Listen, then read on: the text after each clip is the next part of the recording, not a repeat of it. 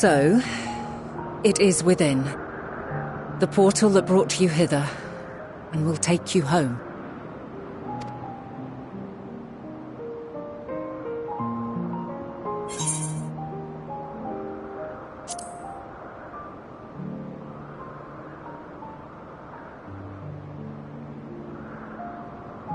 May you and yours emerge triumphant.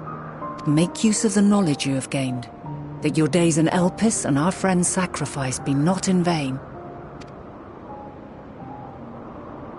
With Meteion free to pursue her designs, 'tis only a matter of time until the final days are upon us.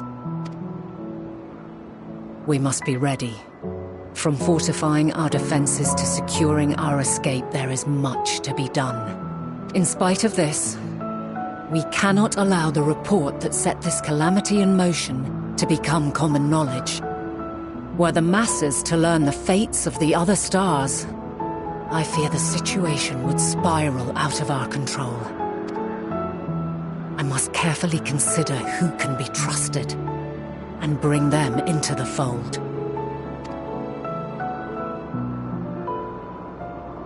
Ordinarily, I wouldn't hesitate to call upon the 14. However, it was the desire for a fair determination that drove Hermes to attempt to erase our memories. Were he made aware of his actions, there is no telling whether he would remain a friend or become a foe. Alternately, we might try to alienate him from the convocation. Yet in doing so, we would deprive ourselves of a brilliant mind who would be invaluable in the crises to come. Quite the dilemma. Which is why I must work independently of the convocation. Regardless of how we proceed, if we are to permanently avert the final days, we must be equal to Hermes' challenge. We must prove that mankind is worthy to exist. And this hinges, I think, on how we confront the all-consuming despair that accompanies a senseless and seemingly inevitable end.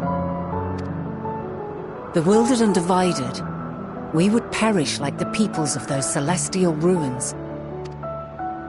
We could not hope to survive the final days, much less take the battle to Meteion at her nest. We must find a way to defeat despair, to unite and prepare as many as possible for the struggle ahead.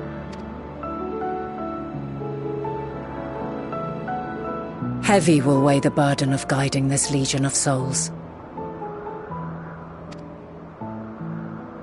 Yet I have faith in mankind's potential.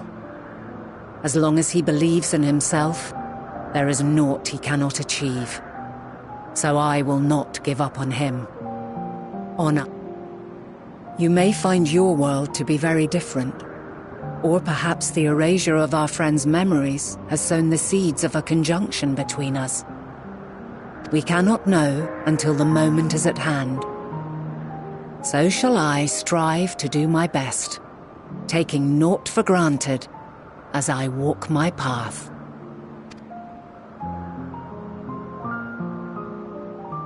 And I pray you walk with me to the end. As you move forward, so too will I, as will all, resolved to fight for the morrow. And when mankind has found the strength to stand against despair, we shall silence the song of oblivion. She who sings it will learn our journey is far from over. This I promise.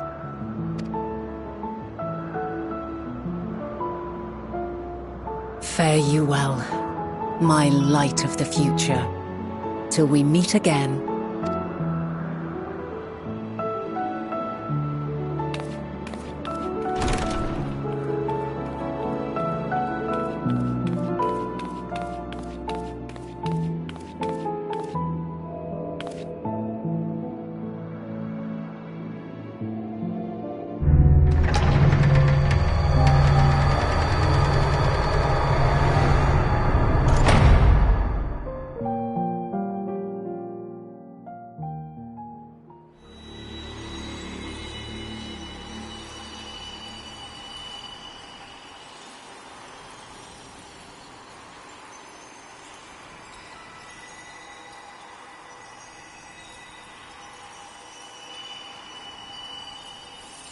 From this day forth, I shall strive to bring honor to the seat of Vandana.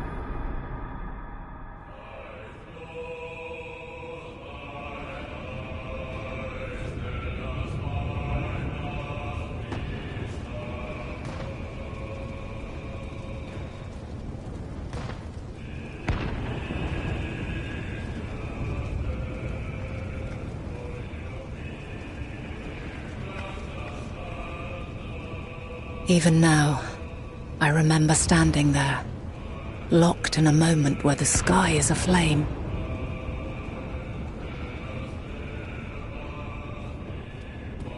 Where stars fall as tears, and screams darken the seas. Where resignation rots the trees.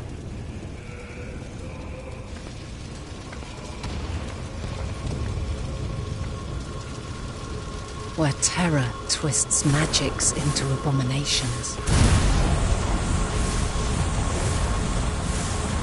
Such is the lament of they who have gone before. The song of they who tried and failed to create a better world. The song of the end.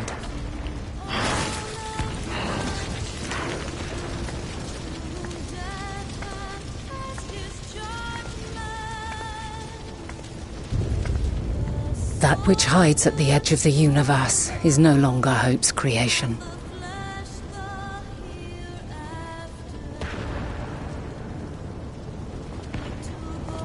It is hopelessness incarnate.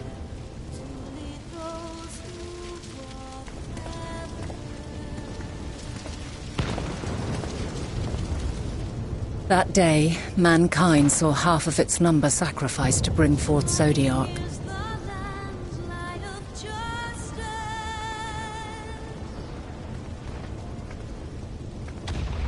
And covering the star in a shroud of ether, we forestalled the final days.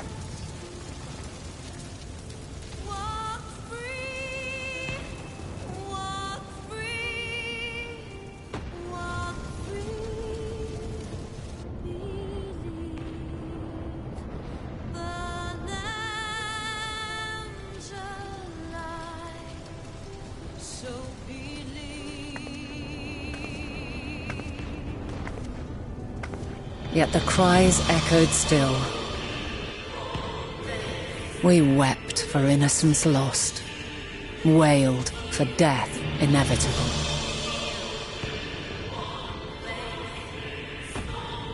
A reality too terrible to bear.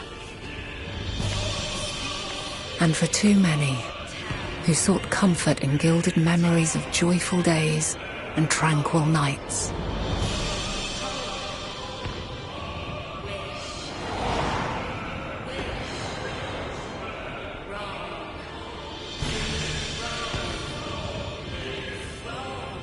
This is all wrong!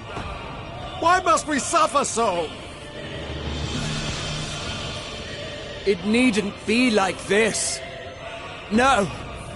There must be a way to restore things to the way they were.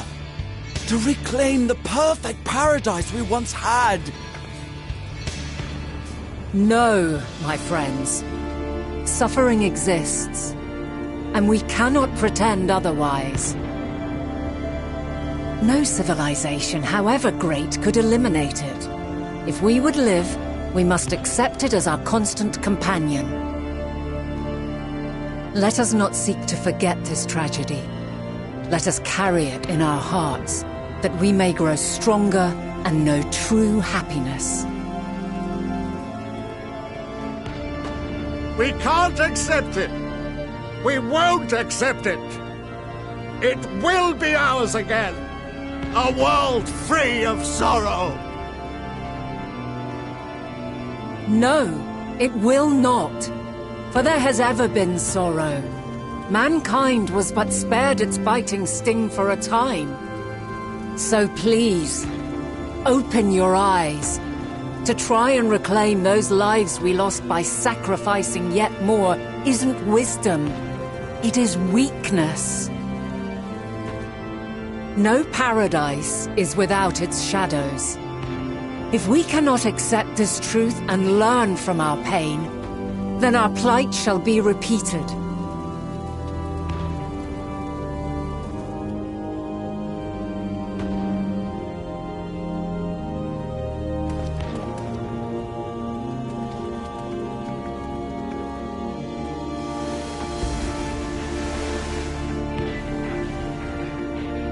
O mighty Zodiac!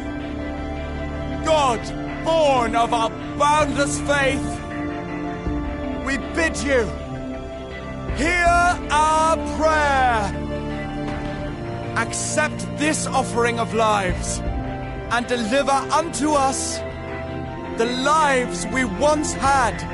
Deliver unto us the days of old, the days when the star was a font of love, and we knew naught but bliss.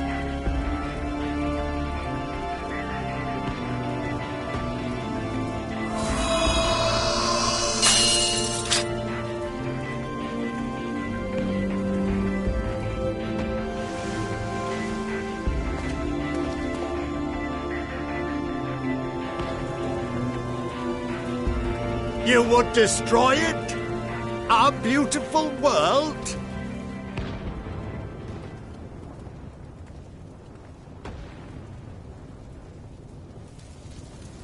Lands that stretched on forever. Skies one could drown in. The heartbeat of nature, silent yet strong. And amidst it all, a people. Beacons of light and life. Laughter that warmed my heart like naught else before. They are my meaning and my purpose. My love. In spite of, or perhaps because of this, I choose to believe in mankind's potential, in his ability to find a way forward. So let there be no way back. From that temptation, I sunder us. No more shall man have wings to bear him to paradise. Henceforth, he shall walk.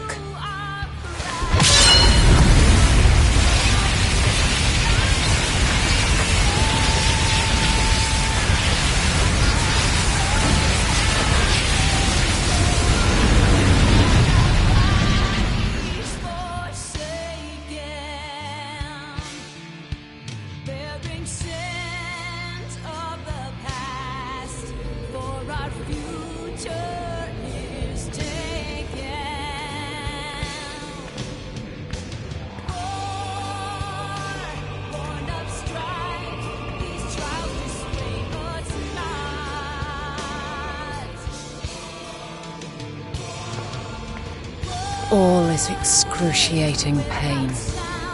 I breathe fire and torment.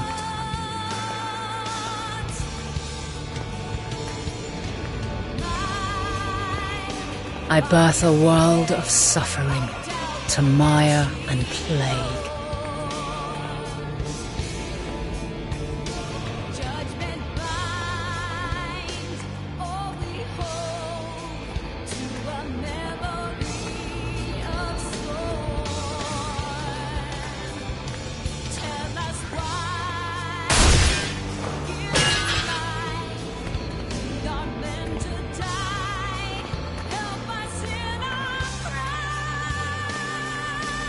In one fleeting moment, lives come and go, ever moving towards the unknown.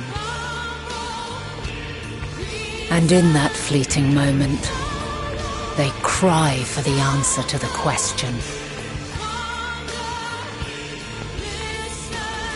Why, given life, are they meant to suffer, to die?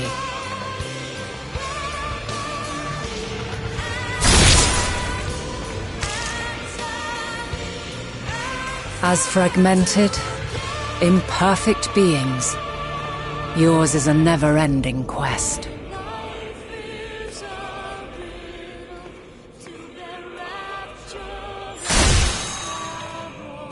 A quest to find your purpose, knowing your end is assured.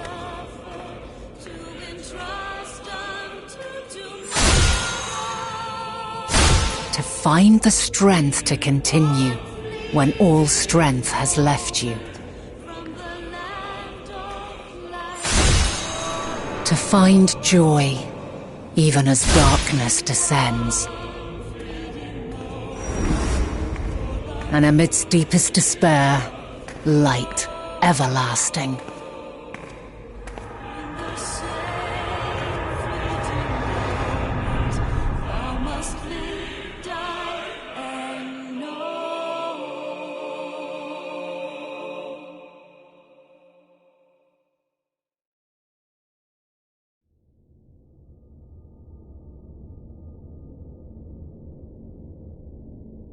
A conjunction has begun to form, an intertwining of your time and mine.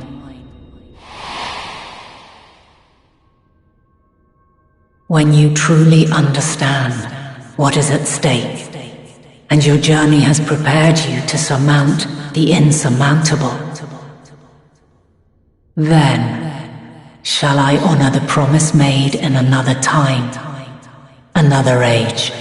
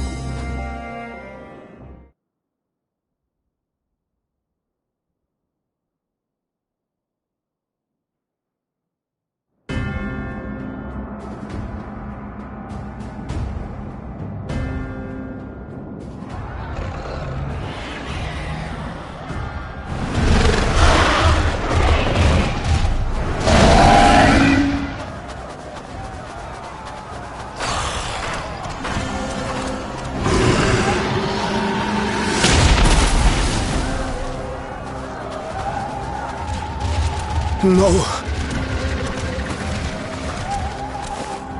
No. We were promised an escape. Not the same you who fled.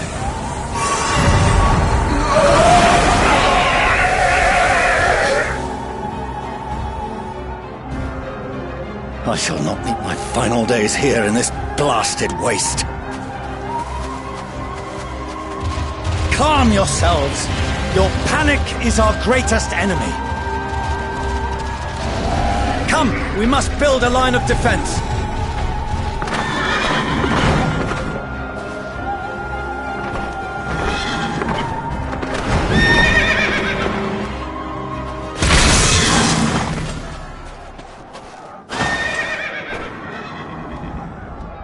How?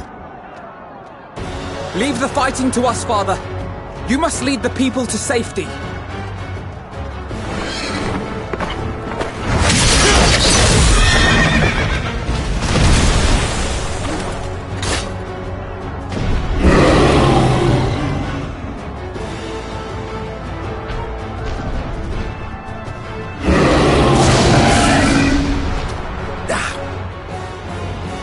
I can handle this pair. You? Shall tend to the refugees. Let us be about it.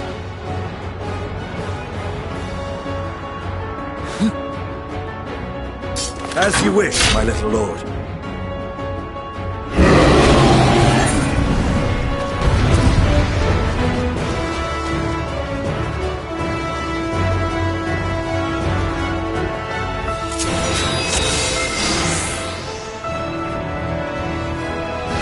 I'll command the beast's attention.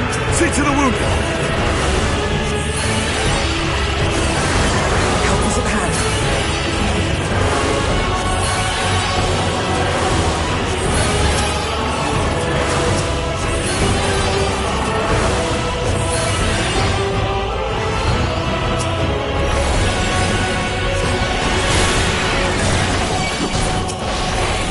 Leave it to me.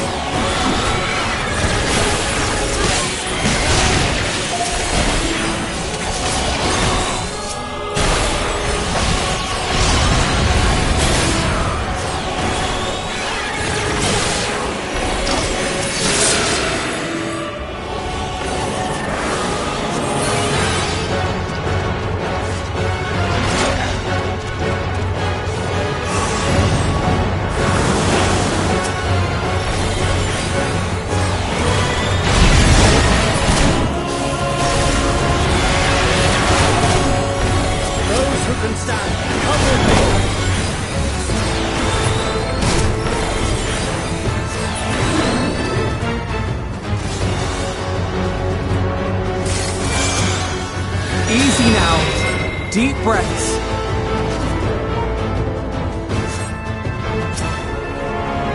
You're safe now.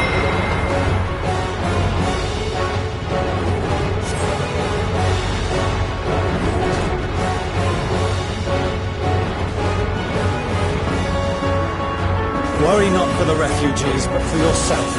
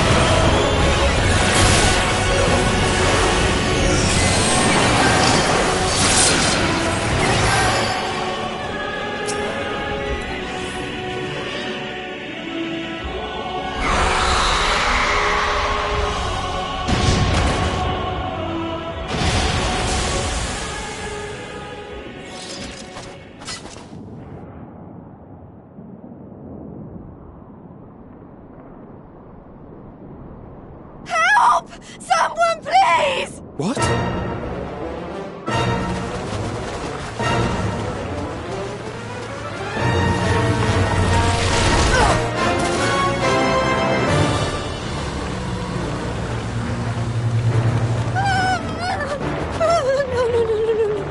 Don't. I don't want to die. Forward! Let not a single fiend escape!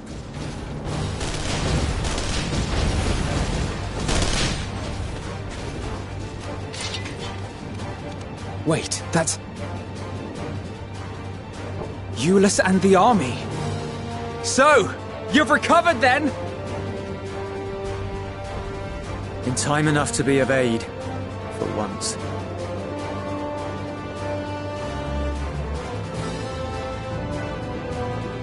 We can speak of it more later.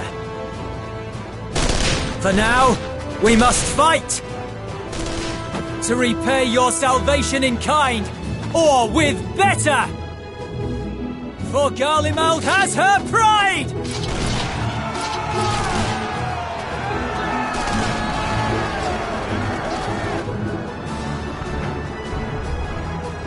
Of that I've no doubt.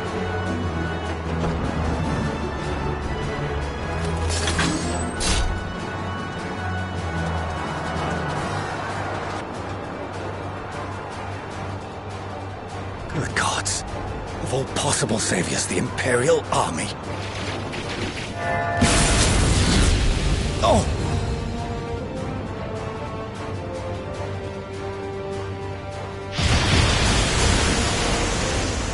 I had hoped to take all of them down at once.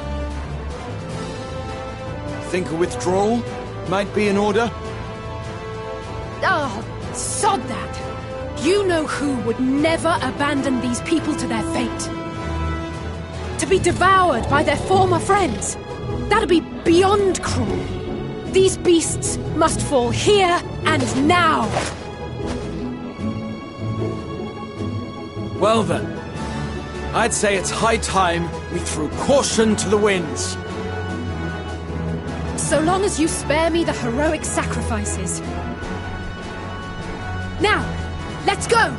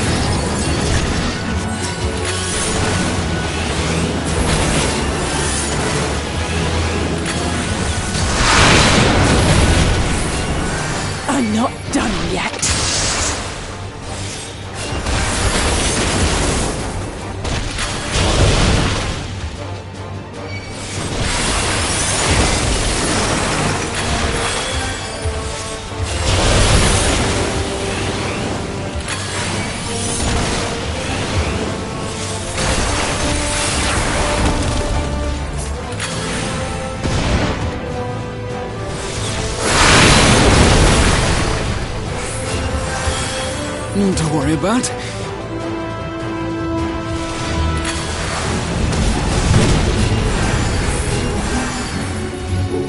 The air crackles with energy.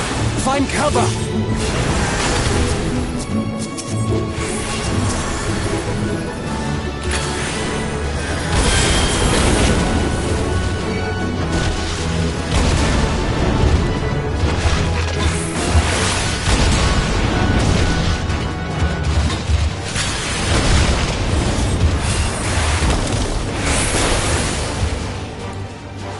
They say, turnabout's fair play.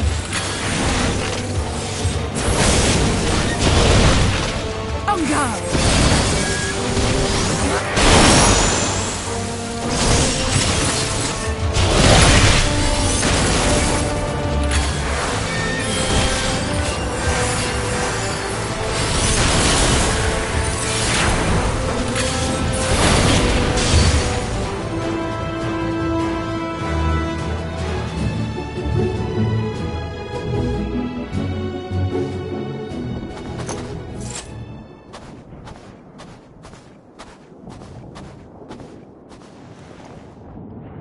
There's not the barest trace of ether. Maybe there really is no way to bring them back.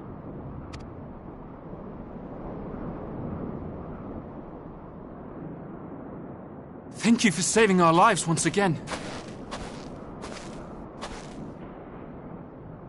I remember you, from Purusha. You helped us there too, didn't you? Ah, you're from Palaka's stand. I'm glad you're still in one piece.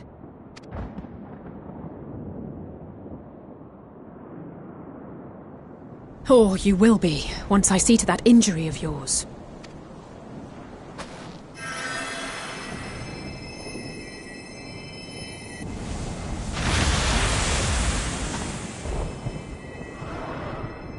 Look out!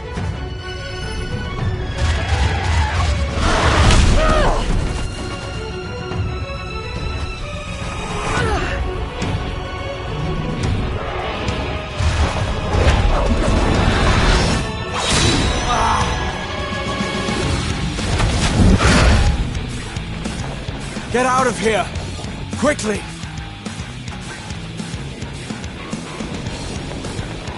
I won't lose them! Not a one! This will be a brighter future!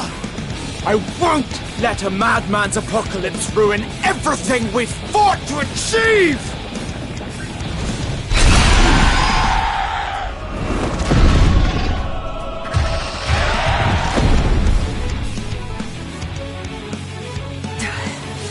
Get it together, Alize. You're embarrassing yourself. And in front of Father, no less. You might never measure up to our champion.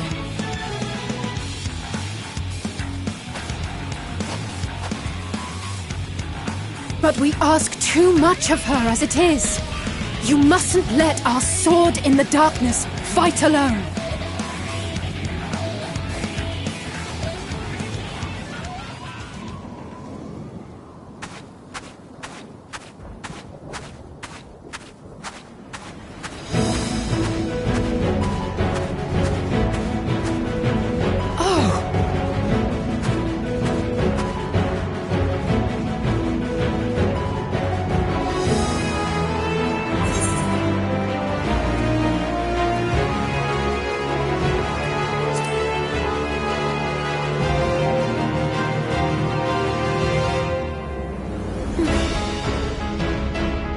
I can look after myself, you know.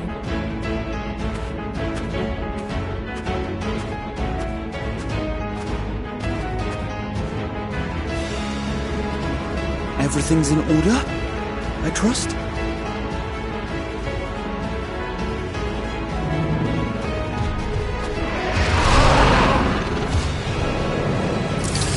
I've had enough of this rabble! Come on!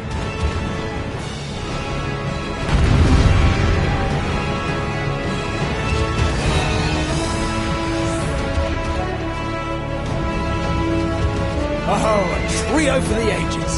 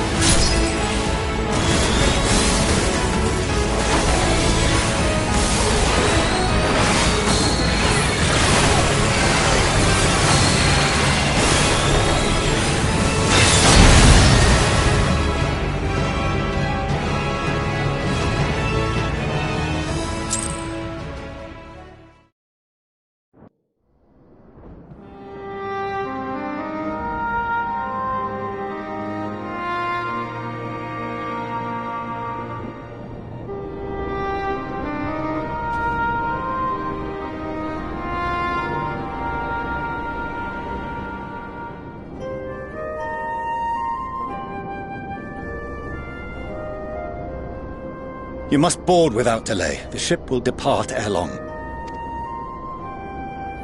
Your offer to host us in Sharlayan is most appreciated. But will the final days not soon fall upon it as well? Your hesitation is not unwarranted. The satrap entrusted me with your lives, yet I have failed your comrades. Nor are you wrong to fear that this corruption will continue to spread. I cannot promise you complete safety, even in my homeland.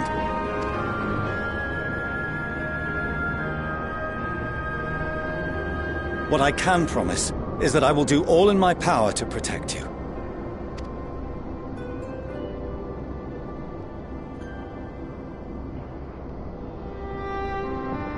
That power is not inconsiderable. Even now, my countrymen are preparing the vessel that will deliver us to a sanctuary on the moon. Join us on our journey there, and beyond, to new horizons. Come to old Sharlayan. Please.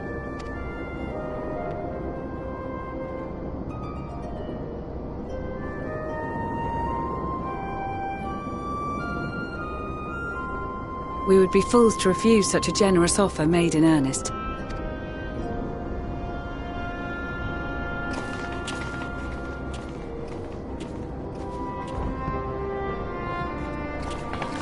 It seems they've a new destination. The people of Radzat-Han have known too much suffering. The march to Garlemald will only bring them more, short though it may be. I quite agree. Fortunately, they have you to look after them. Yes. Well.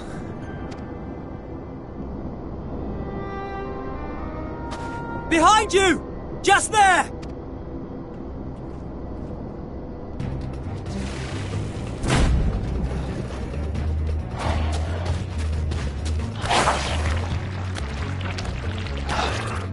More of them.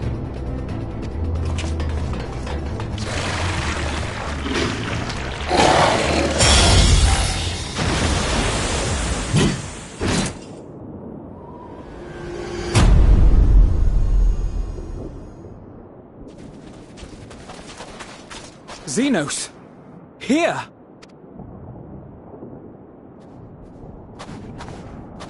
You'll be all right. Hurry to the airship.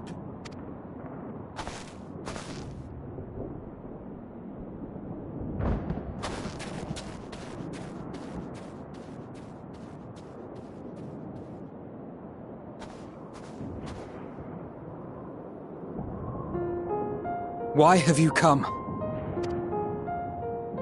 A heretofore unseen beast. 'Twas ripe for the slaying. Poor sport, alas. Unfit to temper my blade. Oh, for the love of... You cannot still be on about a rematch. That is, and has ever been, my sole concern.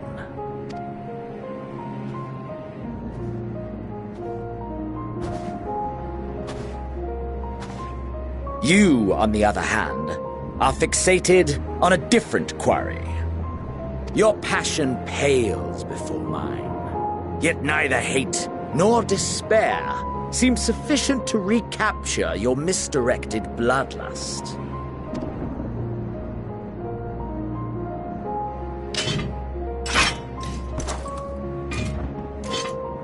So, I hone my blade, and I wait.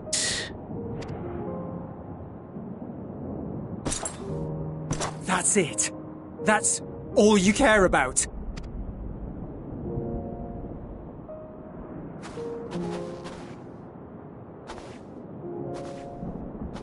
Garlemald is in ruins. Our homeland, the nation you rule, is as good as gone. Along with so many of its people. Not just soldiers like us. Not only those who fought and killed for power and duty. Innocent civilians. Murdered by their own flesh and blood. Lost and confused as they breathed their last. While we who survived with our lives and minds intact were left to freeze to death. The Eorzeans tell me all this was your doing! You slaughtered your countrymen! You did! For what? For nothing, in the end. So much wasted effort.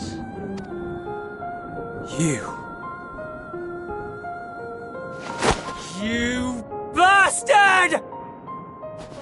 For your own sake, Eulus, you must control your anger. It will serve no one should it consume you and see you transformed.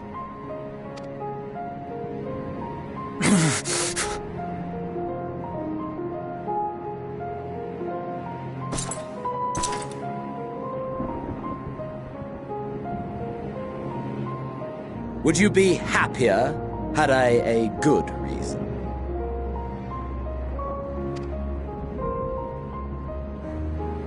What? If my motives met with your approval, would you no longer resent the outcome? If so, then perhaps a beast's skin would suit you better. Duty, honor, morality. All constructs of convenience when put to proof. Surely the war taught you how easily power becomes the tool of the self-righteous. How the people's justice was merely a means to their ends? Yet you would ask me why. Ask any creature of this star and those above for answers, and they will tell you what suits their fancy. And they would be right to do so. What meaning there is to be found in the petty vicissitudes of your existence must be gleaned by you, and you alone.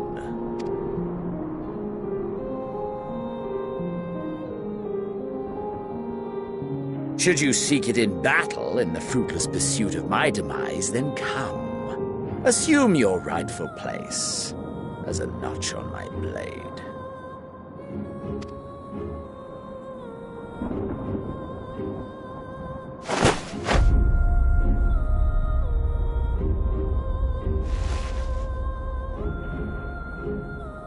You are a blight on the Garlean race, and there would be no more satisfying way to expunge it than by beating you to death!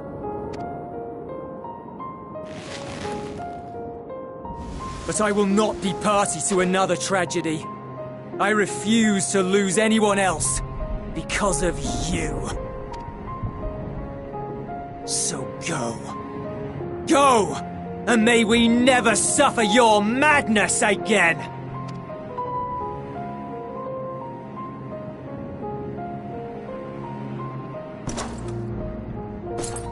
Xenos!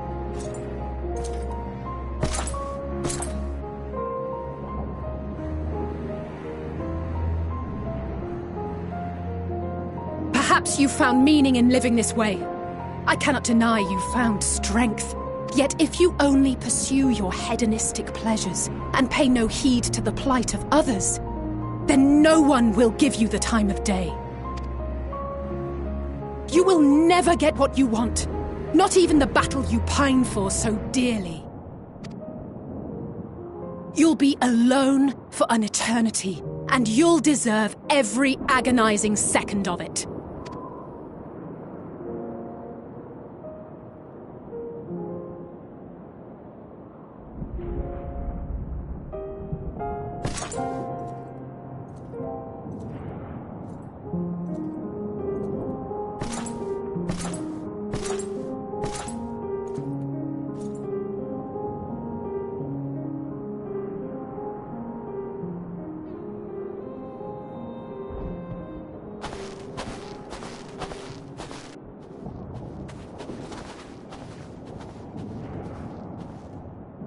We're ready to depart. The refugee ships will be leaving shortly, but I've asked mine to remain for the time being. There's room enough for you to join me on it, if you wish.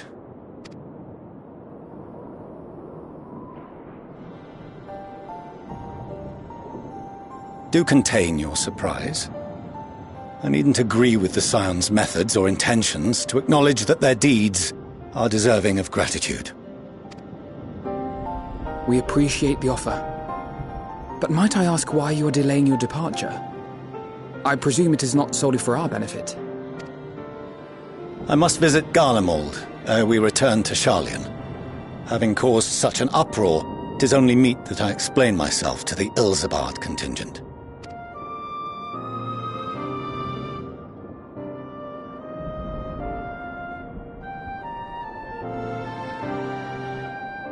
Allow us to accompany you then. We should be glad to facilitate, given our familiarity with all concerned. If you would like to join as well, Eulus, we can speak of recent events on the way.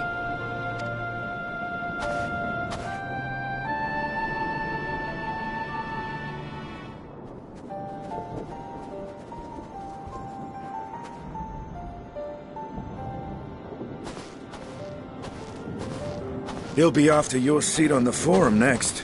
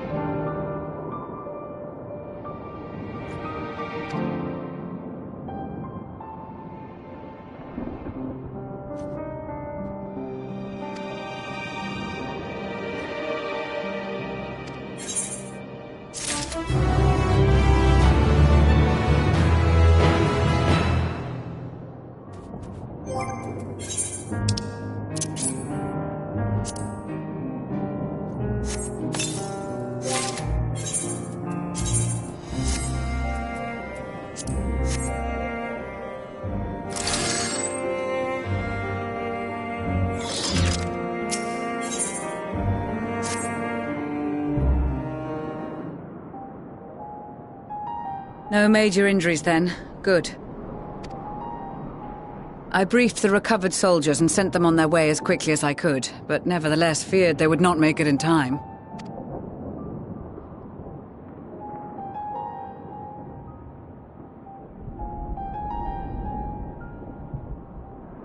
The additional support was invaluable. Your men saved more than a few lives.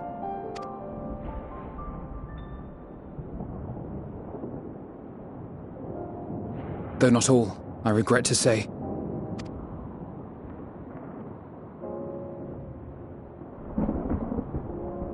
I take it that I'm addressing Lucia Junius. I'm the Forum's envoy, Fortuneau Leveilleur. And you are owed an explanation for these most dire developments.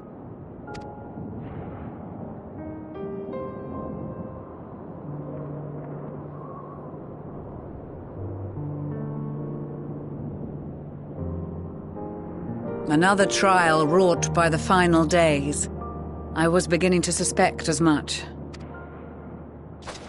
You doubtless feel some consternation having been forced to abandon your original plan. But trust me when I say you were right to send the refugees elsewhere. Beasts have been sighted within the capital. Perhaps it was a stroke of grim fortune that the population was decimated beforehand, as they've yet to appear in any great number, but in time. In any case, Maxima leads the remainder of the contingent in an effort to cull the creatures and evacuate the populace as we speak. Once the airships have taken to the skies, I pray your men can be persuaded to join him. You'll permit us to retain our weapons? I wouldn't have sent you after the Scions were I expecting you to stab them in the back. And I, for one, would not consider past transgressions more relevant than future contributions. Regardless of the circumstances that saw us at odds before, we need men of courage now, more than ever.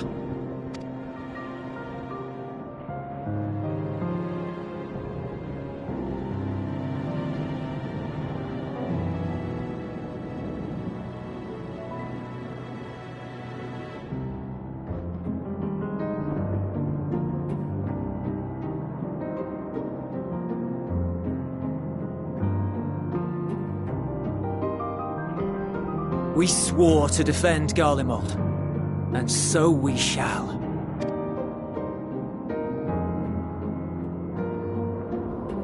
It seems you have everything under control. You will excuse me then, for mine own duties await. A moment, Master Fortuno. You did desire to express your appreciation for services rendered, did you not? I did. Though if you intend to again ask that Charlian alter its course, you will find my gratitude insufficient. 'Tis nothing so onerous. I wish to hear the details of this grand endeavor of yours.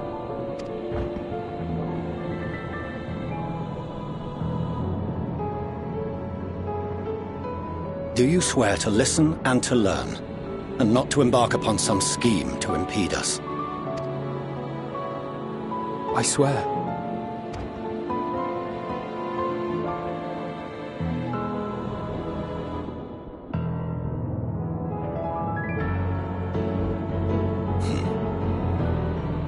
Any other I would doubt, but you I trust to keep your word. For not once have you broken it. Very well. I will request that the Forum make you privy to our plans. You may await our summons at the Baldessian Annex, assuming the decision is in your favor. Does that suffice?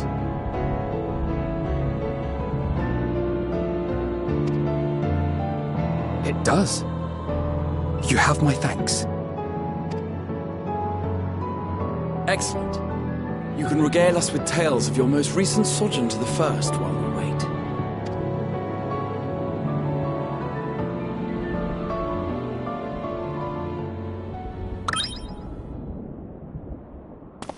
Did you hear something just now?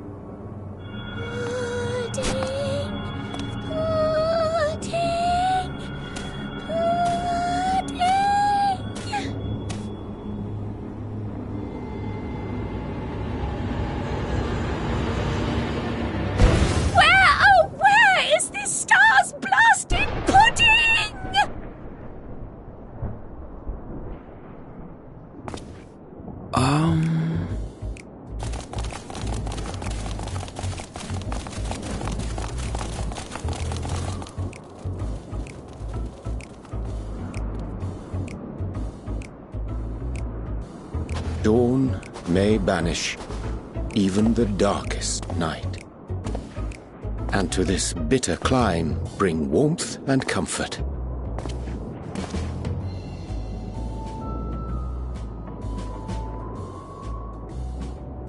'Tis heartening to see such an assembly upon my return. I thought often of you whilst I looked down upon our star's brilliance from the moon above.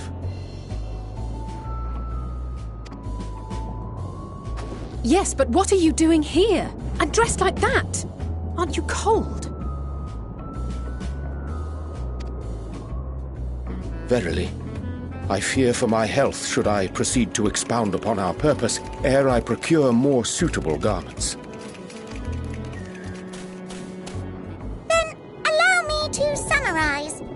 We're here because none of you lot are up there. send word about any changes in the plans. It's rude, is what it is. At least that's what I thought at first, but then folks got to wondering if you weren't in a spot of bother, so we decided to take matters into our own hands. Come down here and help, if our help be needed. So she says, but it's also something of a convenient excuse to visit Etheris. Urianger made it sound absolutely marvelous. More so before the impending doom, but still. And it's not like there will ever be a better time. What with the aforementioned doom? Marvellous, they say, yet not an ounce of pudding to be found. I must suffer Urianger's inferior works no more. Hey! Maybe consider the plight of present company before you go blathering on about pudding and doom?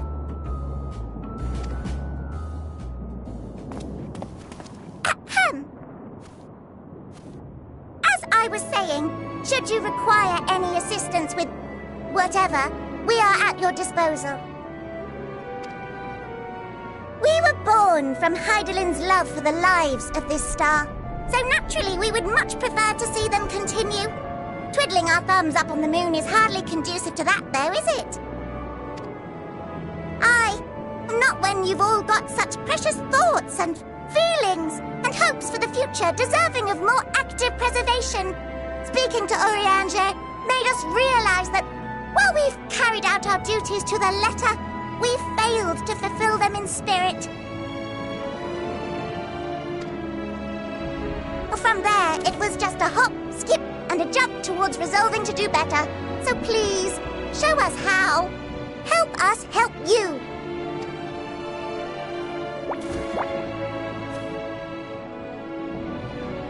Forgive me, but are they... Thy distant collaborators, indeed. Hail, fellow, well met. You'd be a member of the Forum, would you? It's an honor and a pleasure to meet you at last. I'm Livingway, Hydaelyn's right paw. That last bit is very important. As am I, if I may humbly say so myself. I bid you welcome to our star, Livingway. On behalf of the Forum, I thank you for traveling such a distance to meet us.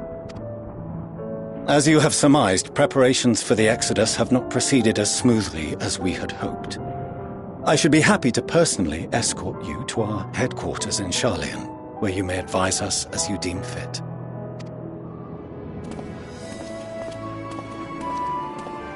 'Twas with reluctance that I set aside the great work of readying the moon for habitation. Be assured that I did so only after the Loperites made plain their earnest desire to come hither, and I myself felt a growing certainty that their contributions here would prove invaluable. 'Tis trite, perhaps, but I followed my heart.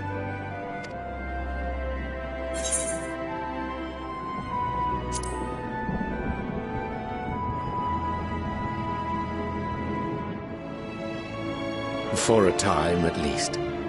Nevertheless, 'twas worth the journey to find present company well.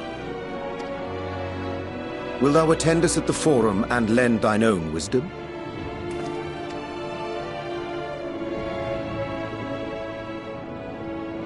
If that's all quite settled, can we start moving before Urianger catches his death? Even I'm freezing out here. Oh, I dare say you'll warm up quickly once you're aboard the airship. Sat shoulder to shoulder with our fur-covered friends.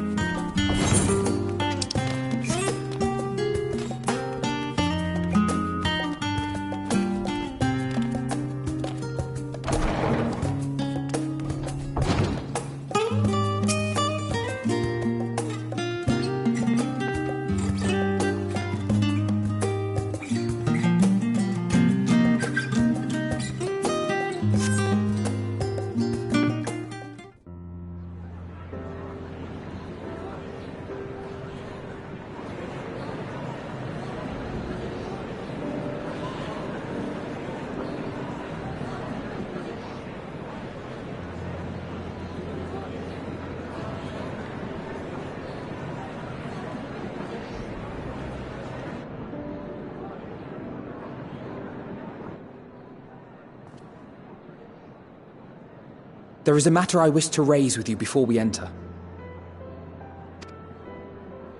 We are here to listen and to learn. But if the Forum's plans are more or less what I expect, then I should like to make a proposal that will serve our ends. By your leave, of course.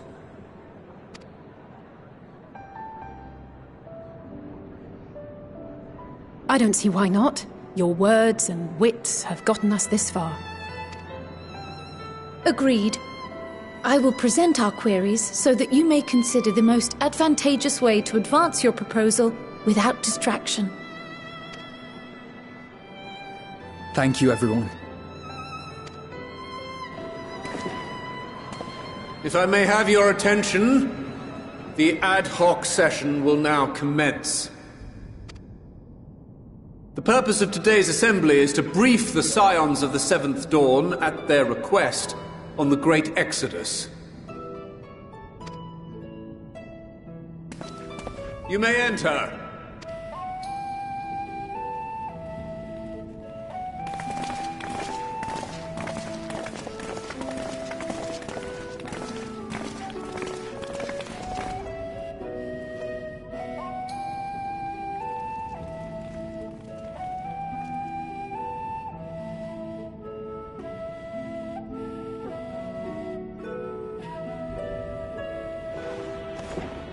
On behalf of the Forum, I commend your heroic actions on the Magna Glacies. We shall not soon forget your service to us and the people of Radzat-Han. The Satrap, whom we have informed of the refugees' new arrangements, sings your praises as well. As an expression of our gratitude, we will endeavor to answer your questions as fully and openly as we are able. Then let us begin. First, it is the Forum's objective to ferry the life and knowledge of this star to the moon. Am I correct? You are. It is for this purpose that Sharlayan has labored these many long years. We have collected biological samples and scientific records from across the star. When the time comes, they will be moved from their places in Labyrinthos and Numenon and conveyed to safety.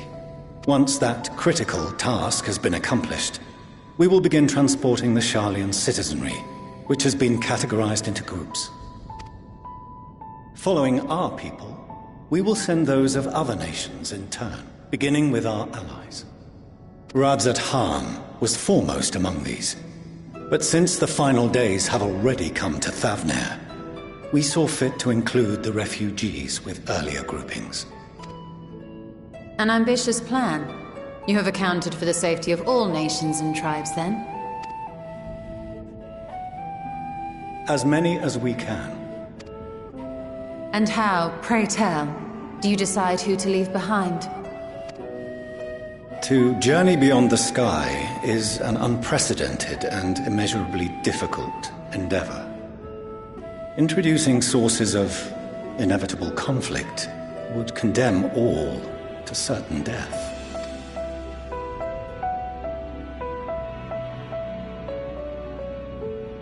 Questions as to the validity of that approach aside, are your plans proceeding apace? We're under the impression that your primary means of celestial transportation is incomplete.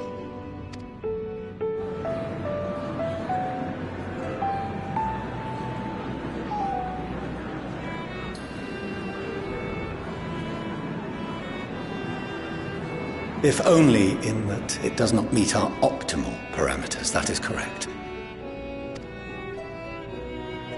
This Ark, as some have taken to calling it, is fully operational and could be launched even today. However, the final days have progressed more quickly than we anticipated. At present, the ship is incapable of attaining speeds sufficient to meet our evacuation targets. Should we put the vessel into service, as it is now, we will be unable to travel to the moon and back quickly enough to complete the necessary number of trips. Precious lives and knowledge will be lost. Seven hells. Is there anything to be done? The ether burner, the primary means of propulsion once the craft is in the space between stars, is undergoing testing to determine whether it can be made more efficient. Though cargo is being loaded for the initial phase of the Exodus, we are prepared to continue our experimentation up to the day before launch, should it prove necessary.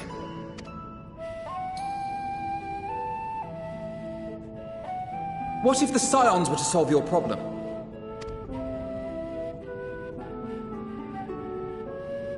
We shall help devise a means to improve the ether burner's efficiency, on 2 conditions. If we succeed, you must allow us to meet with Hydaelyn.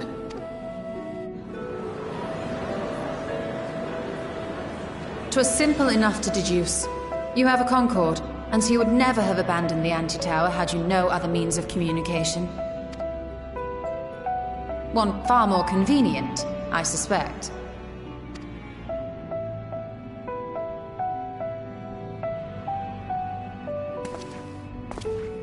The second condition, also to be met upon our success, is that we be permitted to propose another use for your Ark.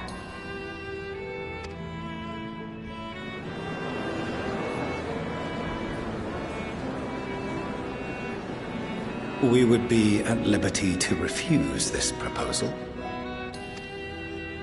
Of course.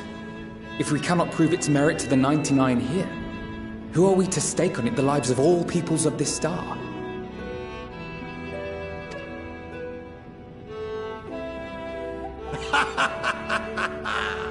Delightful as always, Master Alfino.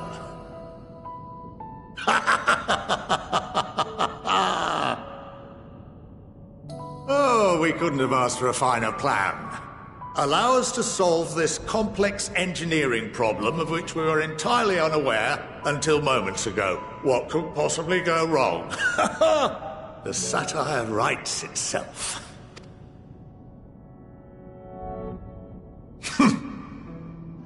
Yet, what field has not benefited from a change in perspective?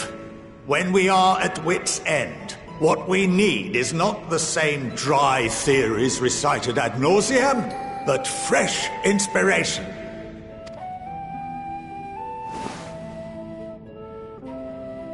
I, for one, have faith in my erstwhile students to provide it, and I find their terms to be perfectly acceptable.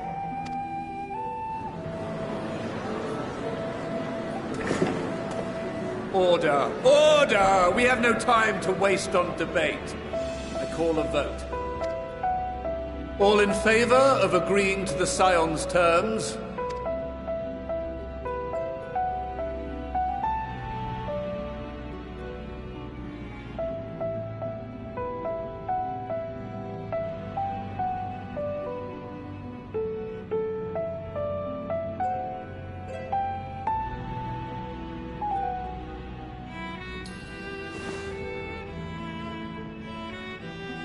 "71 in favor, 28 against. The ayes have it. Fortuneau, as the architect of this project, you are the best candidate to show them its current state. And bear in mind that regardless of your personal misgivings, this is the will of the Forum.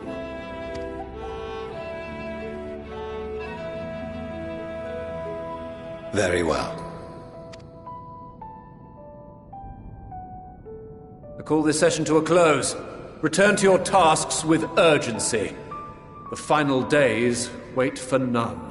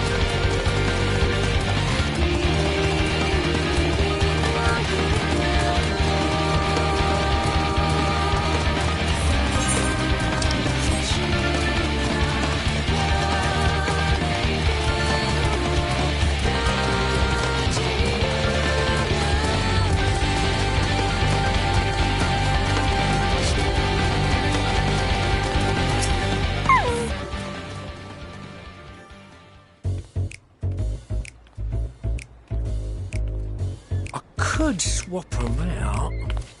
No, been there, done that. Damn near lost my eyebrows. Think, Coco, think! We be well on our way to paradise. Visionaries patting themselves on the backs for their grand accomplishments if you'd only think! Yes, that does sound rather lovely. Yeah! I mean, Master Force, you know, what a pleasant surprise. We're not blasting off already, are we? The schedule remains unchanged, for better or worse. Which is why the Forum has elected to accept assistance in resolving the ether burner conundrum.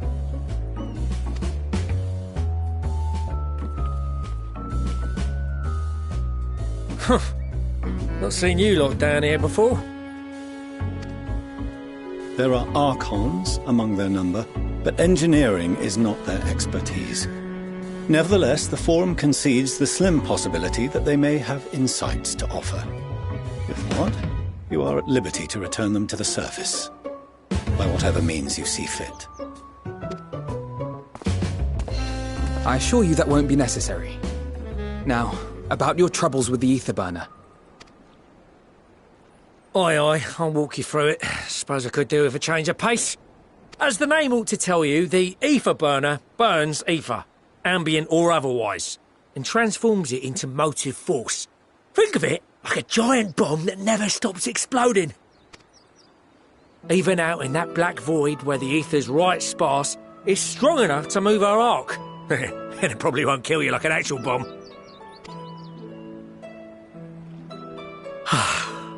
But it ain't perfect. According to my calculations, to travel to the moon and back fast enough for the Forum's liking, the conversion rate needs to be 6% more efficient. A measly 6%, you say? But if I could have squeezed even another 0.6 out of it, don't you think I'd have built it that way in the first place? Hast thou consulted with the Loperites? Yes, they too are conducting their own research, for lack of a ready answer. The moon's propulsion systems are considerable, naturally, yet they are commensurately massive. It is no easy feat to convert their technology into an efficient means of propulsion for a teeny tiny toy boat, as they say, and as I most certainly do not. Yes, exactly! Damn it all, I asked for refined adamantite and they send me uppity rabbits with inscrutable, ancient, incompatible technology! You're trying to drive me mad! Do you speak of Allagan refined adamantite, perchance? You know of it? Only in the most general terms, I'm afraid. 'Twas an alloy of Allagan make, but the secrets of its production were closely guarded. As I recall, the record stated it was vital to Dalamud's construction and launch. Aye, that's the stuff. No material more conductive far as I know. Slotting some in's like blowing up a dam and watching the river of ether come rushing through. Ain't a living soul that knows how to make it, though. We were fortunate enough to salvage some for the ether burner, just a wee bit, mind, from a chunk of Dalamud that came hurtling into the Northern Empty during the calamity. With more, well, that extra 6% efficiency would be child's play. It's a crying shame that we've no other sources. Surely the many shards of Dalamud scattered throughout Eorzea would suffice. Why not get the refined adamantite from them?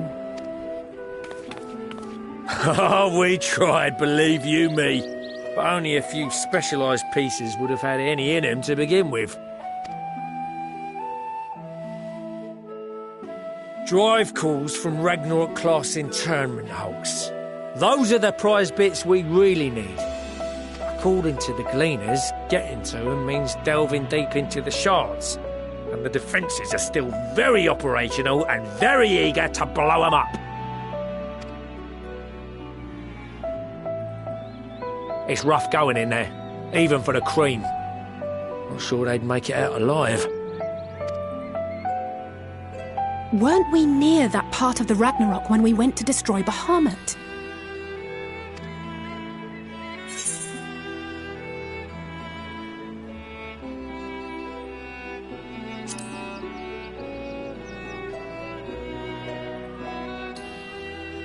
That may be for the best, though you doubtless find the task too dull for your liking. There are multiple internment hulks in Eorzea alone, so handling this ourselves may not be the most efficient option. Rather, if we could salvage adamantite from the shards simultaneously... Thancred, is the link shell we established before you went to Garlemald still active? Of course. The floor is yours.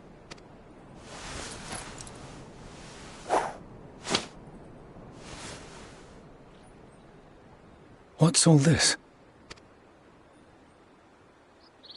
Gathering firewood, so to speak. We alone can accomplish little, but joined by others, we may yet build a bonfire to carry us heavensward. This is Alphino. The Scions have need of you.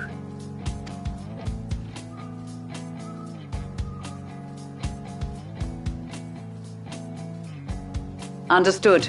I will contact the Lord Commander and dispatch our finest at once.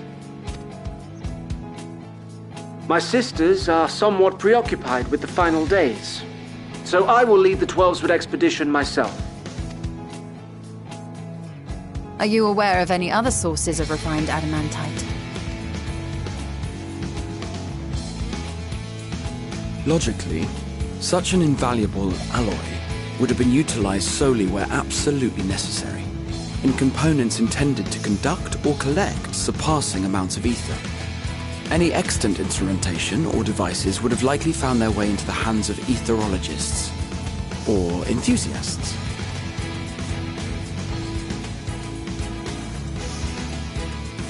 Magical artifacts of Allagan design? The Eastern Alliance will send word to one and all. Are there other ways we may offer aid? No shards of the Lesser Moon scar our soil, but our stake in this cause is no less for it. Is there anything in Othard that might be of use to you? What did you say? Oh, you got friends in far places, lad. Anyway, if you're offering, I wouldn't say no to one of those Far Eastern sacred relics. Some of them can hold enough ether to summon a whole damn primal. Combine a source like that with the ether burner, and 3, 2, 1, kaboom! I gather you heard his explosive enthusiasm. Might you secure us a suitable relic? It shall be done. I know little of machines, but I promise we will do our utmost to gather the materials you need to finish your starship. I am glad for the work, in truth. Better to busy oneself than wait and fret over disasters foretold. Then why are we all still standing about yapping this plunder for the taking? And I'm a born plunderer.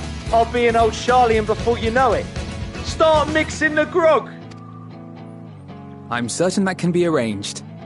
Thank you all, and do be careful. Just like that.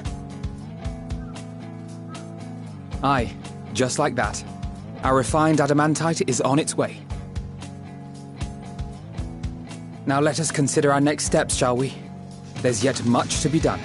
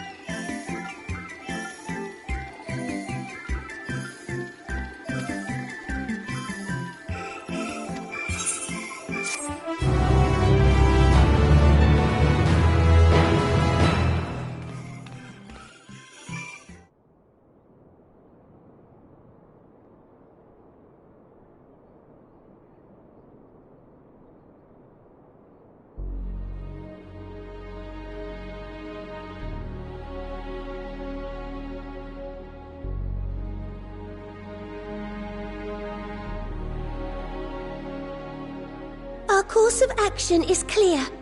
We must harvest refined adamantite from the shards of Dalamud and procure arcane relics of Allagan make. Summon the best and brightest of our immortal flames and form an expeditionary party at once. Call upon the Sultan Sworn and Brass Blades for support as you must. Papashan, send word to the guilds. We will require the expertise of master artisans if we are to have any hope of identifying and recovering these elusive materials.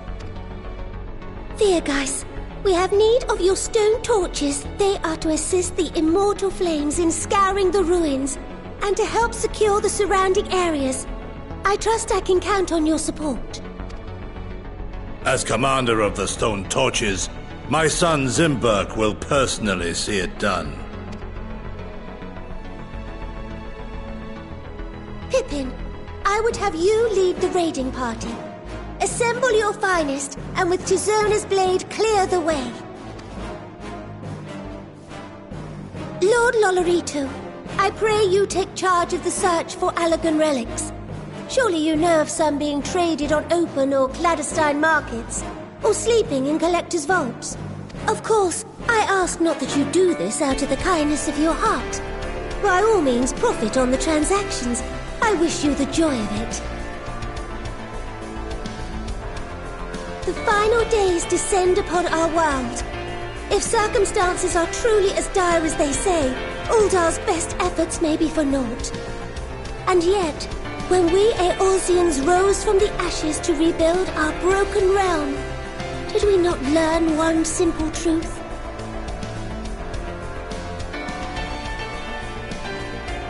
That which seems all but impossible to overcome alone may yet be possible if we stand together. It was the Scions who united us then, and it is the Scions who call upon us now. Uldar will answer that call. We will summon our courage and join the fight for our world's future. You know your duties.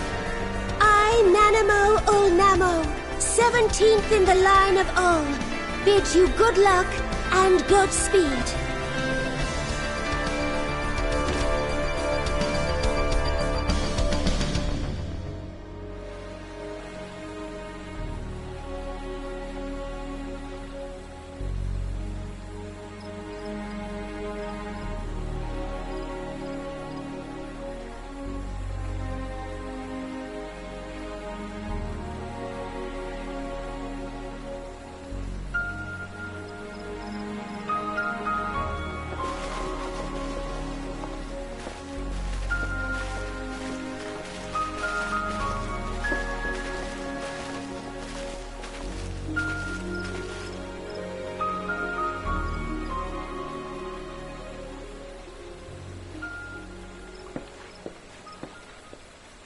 We fielded a goodly number, but our ranks are heavy with healers, and an abundance of restorative magics will be of little help in destroying Dalamud's defenses.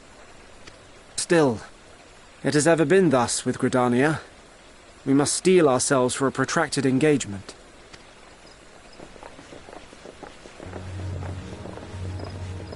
In that case, might I suggest taking us along?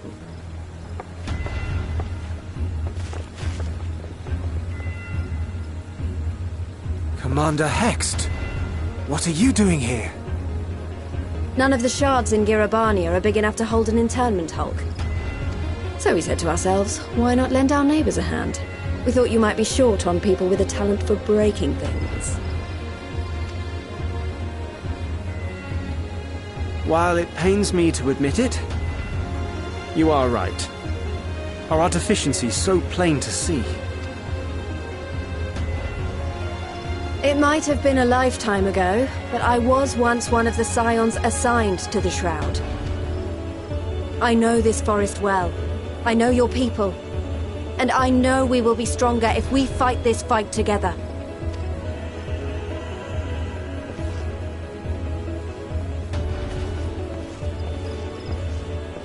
Then I will impose upon you with a clear conscience. Come, let us speak of how to integrate our forces.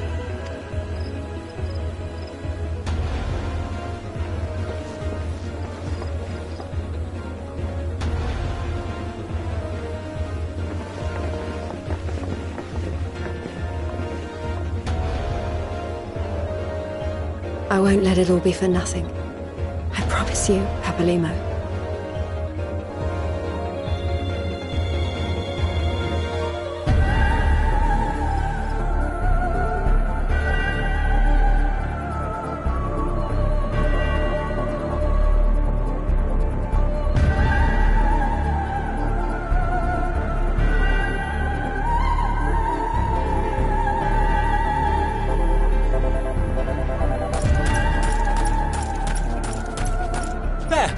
There you are!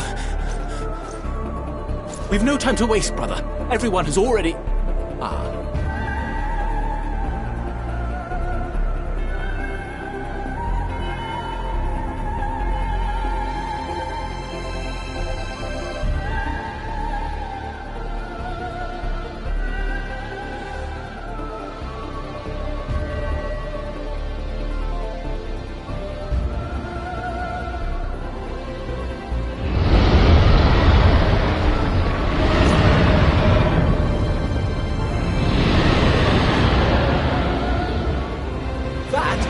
That was a roar!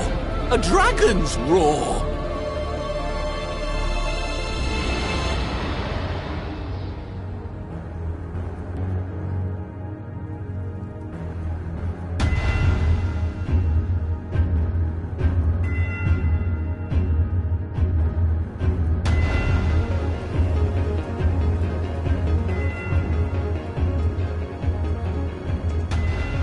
And so, in summation, the Eastern Alliance, as well as the Honourable Lord Lolorito himself, reached out to me for assistance in procuring these treasures of the divine, and I, in turn, do beseech the Confederacy for aid.